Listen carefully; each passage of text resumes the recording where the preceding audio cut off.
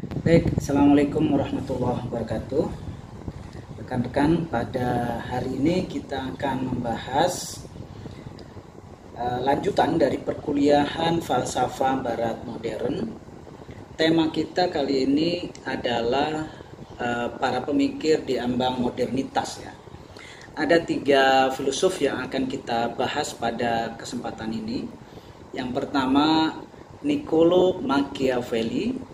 Yang kedua, Giordano Bruno. Dan yang ketiga adalah Francis Bacon. Baik, rekan-rekan sekalian, Niccolo Machiavelli ini adalah tokoh yang cukup kontroversial. Pandangan-pandangannya itu sering diidentikan dengan imoralitas di dalam politik ya, di dalam dunia politik. Namun menariknya, pandangan Niccolo Machiavelli ini banyak dan mungkin mayoritas orang mengutuknya. Namun secara praktis dilakukan. Jadi di satu sisi dikutuk tetapi juga dipraktekkan gitu ya. Nah, oleh karena itu kita sering mengenal istilah kalau dalam perbincangan politik itu, wah dia Machiavellian gitu ya. Nah, kalau disebut Machiavellian itu peyoratif ya, negatif gitu. Oleh karena itulah maka tokoh ini memang kalau kita masukkan ke perbincangan politik tidak masuk ke dalam tokoh penganjur etika politik. Ya, dalam bukunya Romagnis misalnya, etika politik itu tidak ada satupun kata atau nama dia dikutip di dalam buku itu ya. Jadi karena memang nama ini nama yang dalam perbincangan politik lagi-lagi saya sebut itu dipandang negatif karena menganjurkan cara-cara berpolitik ya, menghalalkan segala cara demi tujuan merebut mendapatkan kekuasaan dan mempertahankan kekuasaan. Nah, karya utama dari Machiavelli ini berjudul El Principe, jadi Sang Pangeran. Itu sebenarnya adalah satu traktat yang dibuat untuk sahabatnya ya, seorang penguasa juga, dan dia memang di situ seperti menasehati pada sahabatnya tersebut agar dalam situasi tertentu harus mengambil tindakan A, dalam situasi yang lain harus menentukan tindakan B dan seterusnya begitu ya. Jadi semacam nasihat politik. Dalam wacana filsafat politik, Machiavelli dimasukkan dalam orang-orang yang memiliki pandangan tentang praktek politik, jadi bukan tatanan politik. Jadi kalau dalam filsafat politik kita bisa menemukan 2 model ya, yang bicara tentang tatanan politik, yang kedua adalah praktek politik. Nah, Machiavelli ini adalah orang yang bicara tentang praktek politik. Oleh karena itu dia sesungguhnya memaparkan kondisi real pada masanya gitu ya. Jadi saya menggambarkan misalnya ya, ini di masa Machiavelli, saya seorang politikus, lalu kemudian diundang ke rumah seorang politikus yang lain. Saya selalu bawa pelayan tuh. Jadi nanti ketika seorang asisten gitu ya. Kemudian ketika sampai di rumah si politikus yang mengundang saya, lalu kemudian disuguhi makanan, maka makanan dan minuman yang disuguhkan itu dicicipi dulu oleh asisten saya gitu ya. Kalau dia keracunan begitu ya, maka saya nggak makan. Tapi kalau dia sehat-sehat saja setelah mencicipi makanan dan minuman, maka saya bisa makan. Sampai pada wilayah itu ya, pertarungan politik di masa Machiavelli. Baik, ada beberapa poin pemikiran dari Machiavelli yang ingin saya singgung secara singkat saja. Nanti kita bisa diskusikan ya dalam sesi setelah penjelasan ini. Yang pertama, agama dan negara ya. Jadi bagi Machiavelli, negara itu tidak boleh didominasi oleh agama, tetapi sebaliknya ya. Jadi negara tidak boleh diatur-atur, ditekan-tekan oleh agama, tapi malahan agama sendiri yang harus kemudian diatur oleh negara. Tapi apakah Machiavelli dengan pandangannya ini ya menganggap remeh atau tidak menganggap penting agama? Tidak. Machiavelli tetap menganggap agama ini penting. Penting karena apa? Penting karena dia memiliki fungsi ya, fungsi politis ya, fungsi pragmatis, yaitu mengintegrasikan negara. Nah, tapi memang Machiavelli jelas tidak memandang agama sebagai suatu yang kudus ya, keramat ya, sakral. Machiavelli hanya ingin mengatakan bahwa ya agama itu fakta yang ada di masyarakat, diyakini gitu ya, dipercayai. Tetapi dia hanyalah satu elemen saja, salah satu pranata saja di dalam masyarakat gitu ya. Yang itu bisa dipakai oleh penguasa untuk mengintegrasikan, untuk menyatukan warga negara gitu ya. Jadi seorang penguasa harus bisa menggunakan agama ya, demi kepentingan negara, atau spesifiknya demi kepentingan penguasa. Itu bagian yang pertama. Bagian yang kedua yaitu kaitan antara politik dan moralitas. Machiavelli memandang bahwa manusia ya, individu ya, itu dikendalikan oleh sesuatu yang irasional, yaitu kepentingan diri. Jadi manusia ini tidak seperti digambarkan oleh para rasionalis, oleh apalagi di abad pertengahan ya, yang mengatakan bahwa manusia itu adalah imago Dei gitu ya, sebagai bayangan ilahi. Bukan seperti itu. Atau seperti para moralis yang mengatakan bahwa manusia itu didrive oleh pertimbangan-pertimbangan rasionalnya. Enggak seperti itu ya. Manusia kalau bagi Machiavelli adalah makhluk yang diombang-ambingkan oleh emosi ya, oleh kepentingan diri, oleh hasrat gitu ya. Karena itulah maka ketika seorang berkuasa, menurut Machiavelli harus pintar ya, harus cerdik untuk membentuk opini umum agar perilaku warga negara itu bisa dikendalikan. Jadi nafsu-nafsu rendah warga negara itu harus harus bisa ya dimobilisasikan demi apa? Demi kepentingan penguasa dan negara.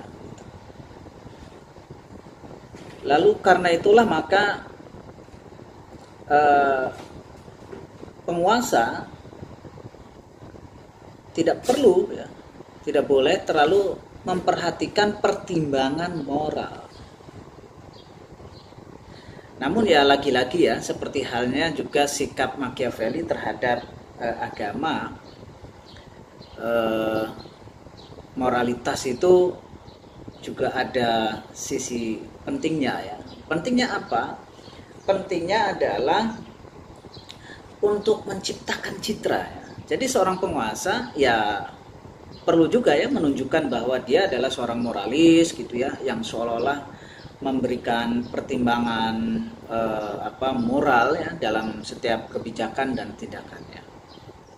Namun lagi-lagi secara pragmatis seorang penguasa semestinya juga mampu dalam situasi yang lain itu bertindak sebaliknya. Nah ini yang disebut sebagai tujuan menghalalkan cara itu ya.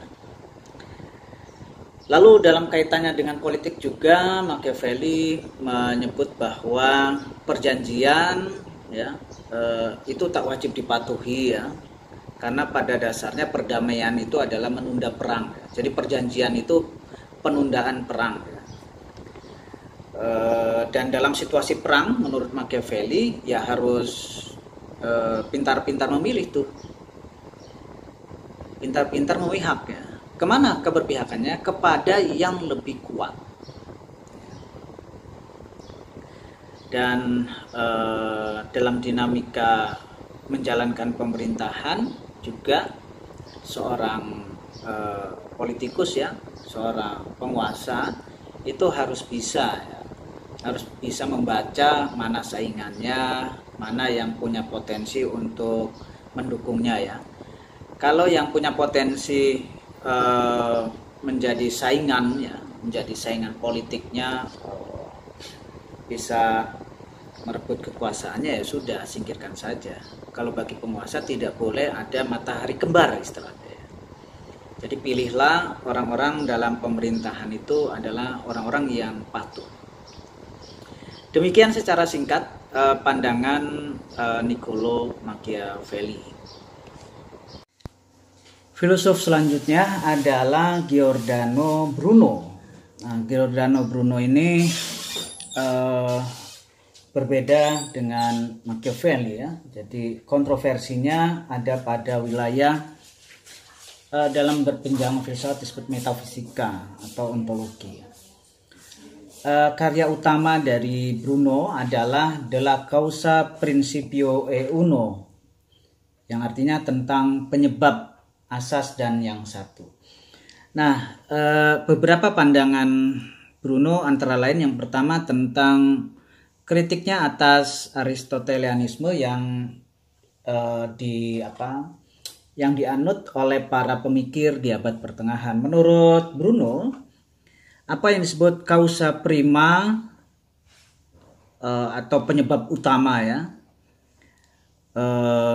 yang berada di luar alam semesta itu sulit diterima ya. Menurut Bruno, alam semesta ini sungguhnya adalah tak terbatas, dan bumi dipandang sebagai hanya salah satu planet saja, bukan pusat alam semesta.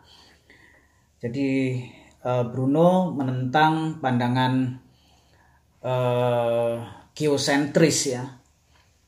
Jadi bumi dan yang lainnya bergerak dengan kekuatannya sendiri, dayanya sendiri. Ini aspek fisika dari pandangan Bruno. Jadi secara singkat sesungguhnya Bruno ini mendukung pandangan Copernicus ya, model heliocentris begitu, yang nanti kontroversinya itu meledak ketika disampaikan oleh Galileo Galilei.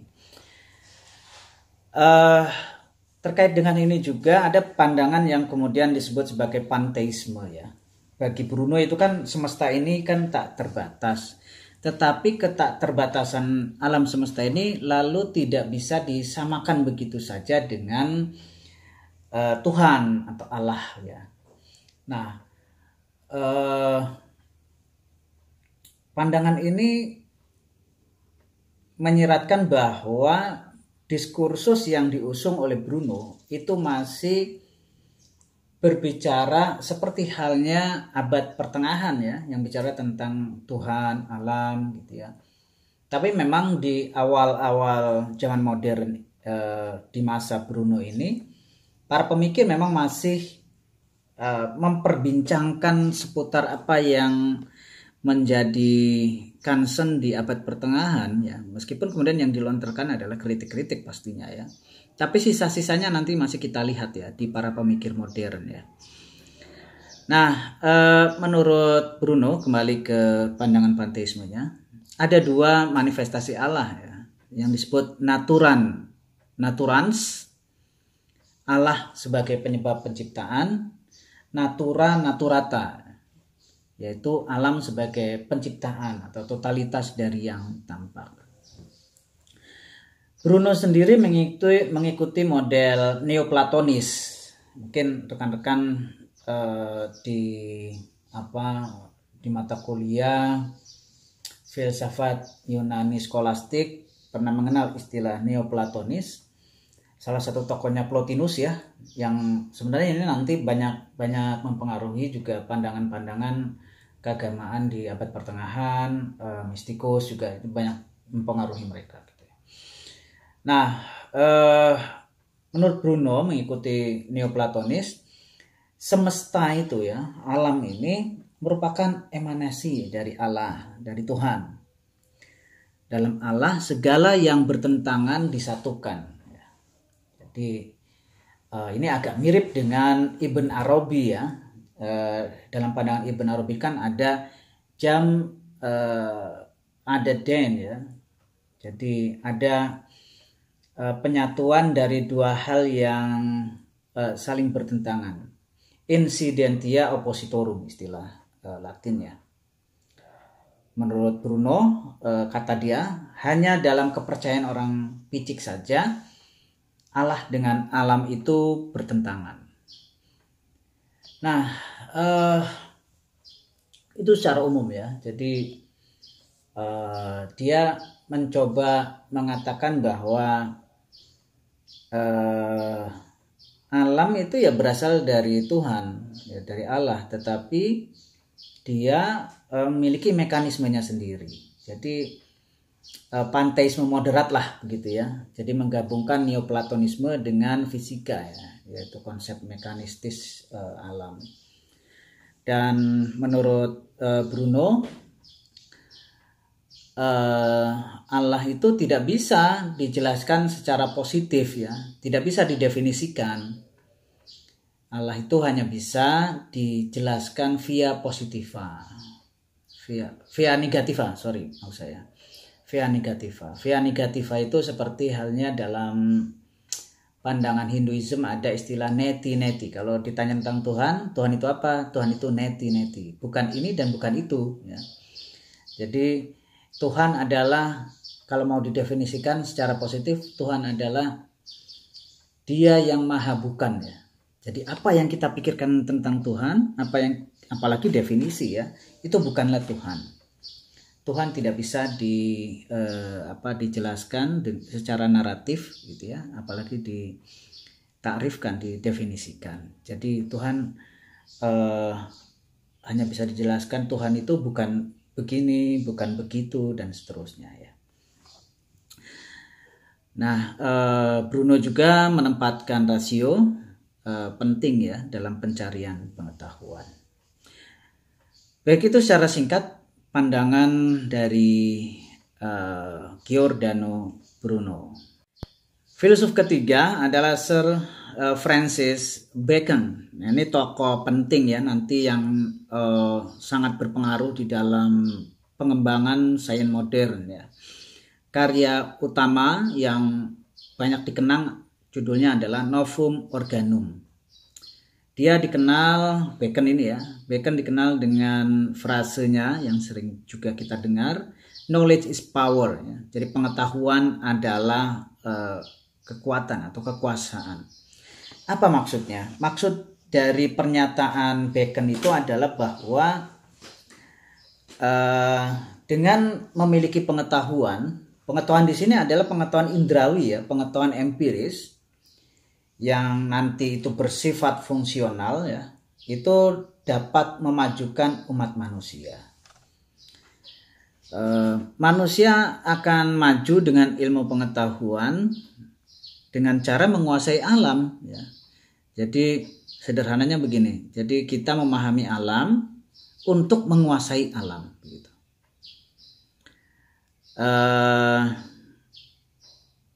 Oleh karena itulah Bacon menyebut bahwa natura non nisi parendo vincitur ya. Jadi alam dapat ditaklukkan dengan mematuhinya ya.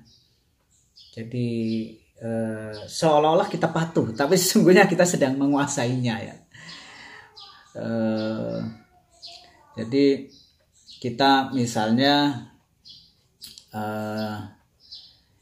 ingin ingin agar kita bisa cepat ya, misalnya dari satu tempat ke tempat yang lain begitu ya, melalui udara gitu kan, melalui angkasa. Nah, kita perlu untuk mempelajari hukum alam, kita perlu memahami alam, kita perlu mematuhi alam gitu ya. Jadi kalau kita memahami dan mencoba untuk mengerti alam, itu adalah cara kita mematuhi alam, kita mengikuti hukum alam. Jadi pesawat yang akan kita buat itu harus mematuhi alam gitu ya. Daya gravitasinya berapa, maka kita perlu membuat yang bisa tidak ditarik oleh daya gravitasi seperti itu. Nah, itu cara kita menaklukkan alam itu kan seperti itu ya. Lalu pandangan lainnya yang juga penting terutama dalam epistemologi dan filsafat sains itu adalah pandangannya tentang idola-idola ya. Idola itu kan bahasa Latin ya, bahasa kitanya adalah berhala ya, sesuatu yang disembah. Jadi idola itu dipahami oleh Bacon sebagai rintangan yang menghalangi kemajuan manusia ya. Dan itu sungguhnya karena rintangan itu terjadi karena memang kebodohan dari kita aja, dari individu ya. Ada unsur-unsur tradisi yang didewakan gitu, yang jadi berhala, yang diberhalakan begitu ya, dipertuhankan, sehingga kemudian enggan berpikir kritis ya. Nah, idola itu menurut sesuatu yang diberhalakan di dalam pencarian pengetahuan itu ada beberapa macam ya, ada beberapa model yang diutarakan oleh Bacon. Yang pertama adalah idola tribus. Tribus itu kan artinya bangsa ya. Jadi ini adalah prasangka kolektif tentang keajegan tatanan alamiah ya. Sehingga itu mengakibatkan kita tidak bisa bersikap objektif ya. Dan yang di luar tatanan itu dianggap sebagai mukjizat yang kemudian itu disingkirkan. Jadi pandangan idola tribus ini seperti tadi, dia adalah prasangka objektif bahwa ya alam sudah begitulah begitu ya, sudah demikianlah, tidak mungkin ada hukum yang mengatur di luar apa yang sudah terjadi, ajak gitu ya, tidak bisa dibelokkan dan seterusnya begitu. Nah, ini sulit sains untuk maju ya. Manusia nggak bisa terbang gitu kan, ya sudah nerima saja gitu ya, tanpa kita kritis menerima pandangan seperti itu. Jadi kita bukan burung ya, kita nggak bisa terbang. Kita bukan ikan yang bisa menyeberangi samudra begitu ya. Nah, kalau pandangan prasangka kolektif seperti itu menjangkiti ilmuwan, maka ya tidak akan maju-maju ya. Kemudian yang kedua adalah idola cave ya. Cave itu gua ya. Jadi prasangka pribadi karena pengalaman, minat pribadi yang itu kemudian mengarahkan cara pandang kita dalam melihat dunia ya. Jadi karena pengalamannya misalnya tadi ya, bikin perahu lalu kemudian gak berhasil gitu ya, tenggelam mulu gitu kan. Lalu kemudian itu dijadikan acuan misalnya dalam proyek ketika membuat kapal laut ya sudah, itu menjadi penghalang ya. Jadi pengalaman dan pandangan pribadi kita mempengaruhi cara kita dalam melihat dunia. Yang ketiga, idola fora ya, forum atau pasar. Nah, ini terkait dengan pendapat atau kata-kata yang diikuti begitu saja, yang tadi ya, kemudian mengarahkan keyakinan dan penilaian kita. Ini seperti quote-quote ya. Jadi kalau ketika diskusi lalu kemudian ada yang berpendapat menurut filosof ini kan begini gitu ya. Jadi kadang-kadang pandangan filsafat sendiri bisa menjadi penghalang ya untuk berpikir kritis gitu ya, untuk nakut-nakuti gitu ya. Pendapat Anda kan tidak lebih benar daripada filosof gitu. Jadi itu disebut sebagai idola forum ya. Lalu kemudian idola teater ya, panggung.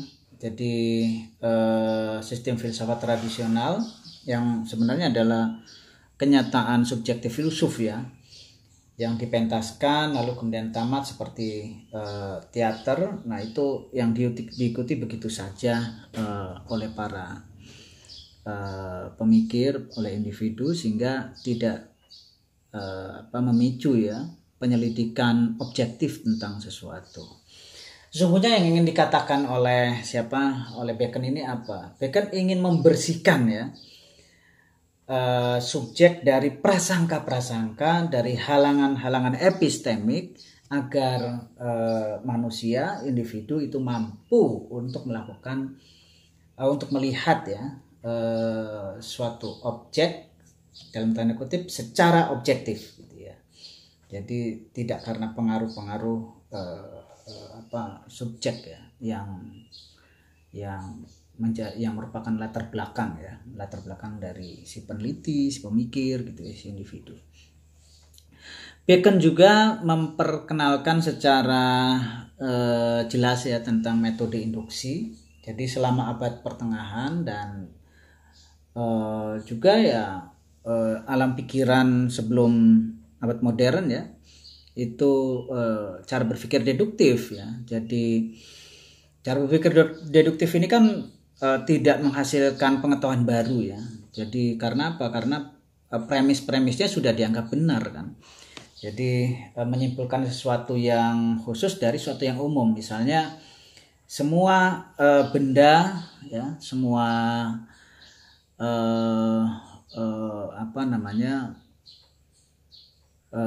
semua benda, atau begini, semua mahasiswa falsafah adalah cerdas. Si Ali adalah mahasiswa falsafah, maka si Ali adalah cerdas. Tidak ada sesuatu yang baru ya. Karena apa? Karena hanya menurunkan dari premis mayor saja. Nah ini cara berpikir seperti ini harus ya bukan dihilangkan, tetapi harus diberikan pelengkap ya, yaitu cara berpikir induktif, yaitu menarik kesimpulan umum dari pengamatan khusus ya. Jadi dari penelitian terhadap kasus-kasus tertentu lalu kemudian ditarik menjadi teori umum. Nah, tetapi ini bukanlah generalisasi gegabah ya. Jadi misalnya setelah diteliti mahasiswa falsafah si A kena COVID, si B kena COVID, si C kena COVID gitu ya. Dari 3 orang ini kemudian disimpulkan bahwa semua mahasiswa falsafah kena COVID ya. Itu gegabah betul ya. Gegabah betul kalau seperti itu. Nah ini tidak boleh gegabah dalam melakukan induksi ini ya. Jadi harus ada, kalau menurut Bacon, contoh-contoh. Kita perlu mencari contoh-contoh sebaliknya. Setelah diteliti tadi dari 10 gitu ya, dari 10 mahasiswa falsafah kena COVID, 1 orang nggak kena gitu. Maka tidak boleh kan disimpulkan bahwa semua mahasiswa falsafah itu kena COVID gitu. Nah seperti itu contohnya. Jadi metode induksi ini membuka jalan bagi pengembangan sains modern yang berbasis pada ilmu alam ya.